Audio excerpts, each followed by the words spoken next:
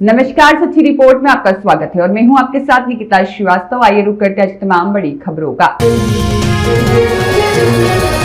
केंद्रीय संस्कृति एवं पर्यटन मंत्री गजेंद्र सिंह शेखावत ने देश में पेट्रोलियम उत्पादों और गैस की आपूर्ति को लेकर बड़ा बयान दिया। उन्होंने स्पष्ट शब्दों में कहा कि भारत में पेट्रोलियम उत्पादों को लेकर किसी भी तरह का कोई संकट नहीं है। कांग्रेस पार्टी नॉन इशू को मुद्दा बनाकर जनता के बीच भ्रम फैलाने का गैर जिम्मेदाराना प्रयास कर रही है। शनिवार को मीडिया से बातचीत में शेखावत ने वैश्विक युद्ध की स्थिति का हवाला देते हुए कहा कि मध्य पूर्व में जारी तनाव के कारण दुनिया भर के देशों के सामने चुनौतियां खड़ी हुई हैं। पड़ोसी देशों की तुलना करते हुए उन्होंने बताया कि पाकिस्तान में लगभग इमरजेंसी जैसी स्थिति है, जबकि बांग्लादेश में छुट्टियां घोषित कर सरकारी कर्मचारियों को वर्क फ्रॉम होम पर भेज दिया गया है। उन्होंने आंकड़ों के साथ जानकारी दी कि अमेरिका जैसी बड़ी अर्थव्यवस्थाओं में जनवरी के मुकाबले मार्च में पेट्रोलियम उत्पादों की कीमतें 22% तक बढ़ गई हैं, लेकिन भारत में प्रधानमंत्री नरेंद्र मोदी के नेतृत्व में न तो कीमतों में ₹1 की बढ़ोतरी की गई है और न ही कहीं कोई किल्लत होने दी गई है।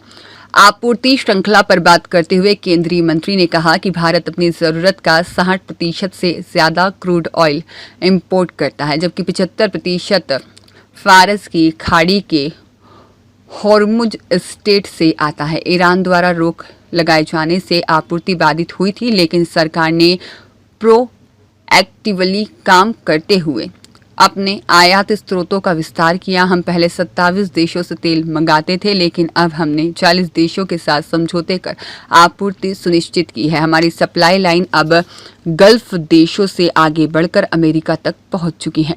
देश के 33 करोड़ गैस उपभोक्ताओं को आश्वस्त करते हुए शेखावत ने कहा कि सरकार की पहली प्राथमिकता घरेलू उपभोक्ता है। गैस की आपूर्ति निर्बाध रहे, इसके लिए एक बुकिंग प्रोटोकॉल बनाया गया है ताकि पैनिक में आकर लोग अननेसेसरी स्टोरेज न करें। गैस की कालाबाजारी करने वालों के खिलाफ सख्त कार्रवाई की जाएगी। उन्होंने यह भी बताया कि कमर्शियल आपूर्ति को भी उन्होंने 20% तक रिलैक्स किया है और केरोसिन का कोटा भी ओपन कर दिया गया है। कांग्रेस के प्रदर्शनों पर चुटकी लेते हुए शेखावत ने कहा कि जोधपुर में प्रदर्शन करने वालों के घर जाकर देखना चाहिए कि क्या वहां लकड़ी या कोयले पर खाना बन रहा है। सबके घरों में गैस चल रही है, फिर भी भ्रम फैलाया जा रहा है।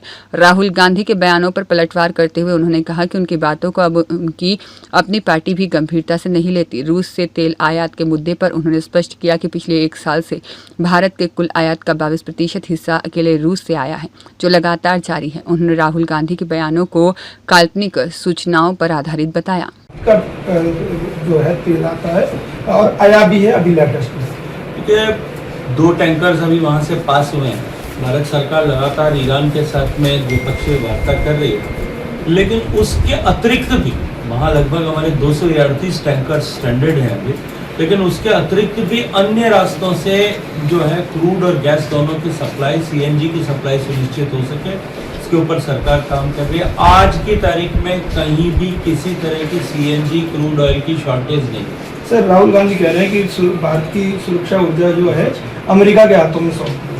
मुझे लगता है कि वो क्या कहते हैं उसको अब उनकी पार्टी में भी कोई गंभीरता के साथ में नहीं है। भारत ने पिछले वो रशिया को लेकर के उन्होंने इस तरह का कमेंट किया।